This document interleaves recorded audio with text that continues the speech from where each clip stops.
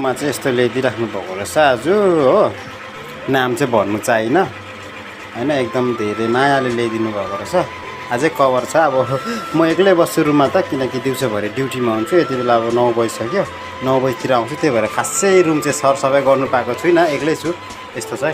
यहाँनिर ल्याइदिनु भएको रहेछ, यहाँनिर मेरो मायाले ल्याइदिनु भएको छ। कोही मान्छेले यहाँनिर ढोकामा राखिराखेर जानुभएको रहेछ। अनि फोन गरेर भन्नुभयो त्यहाँ जुनाइदिएको छु भनेर। यो चाहिँ हिजो गल्तीले आइपुग्यो हो। यस्तै छ, एक्लै छु, एक्लै बस्छु रुममा। अन्त मेरो कपडाहरू यतै छ, यतै लडिरहेको छ, यतै छ बेड हो। खासै छैन, दिउँसोभरि ड्युटी गऱ्यो। अनि बिहान 4 बजी गइहाल्छु ड्युटीमा। कोही बेला 6-7 बजी आउँछु, कोही बेला अब यस्तै 10-11, कोही बेला भने 9, कोही बेला त्यस्तै आउँछ क्या। राति ढिलो हुन्छ आउनु चाहिँ। मेरो एउटा फोन यहाँ चार्ज गऱ्यो हजुर, मेरो वाच के भयो त्यस्तै छ। अनि अब खाना खान जान लागेको। अनि यो चाहिँ आज चाहिँ मेरो चाहिँ यो पनि मेरो फेभरेट हो। यो चाहिँ लिची मेरो फेभरेट हो क्या। यस्तो दामी ल्याइदिनु भएको रहेछ।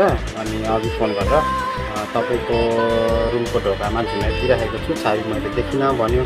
म चाहिँ चाबी चाहिँ जहिले पनि म ढोकाको माथि राखिरहेको छु नि त, देख्नु भएको छ। ढोकामा झुनाइराखेर जानुभएछ। को कुरा मनपर्छ भन्नु ल।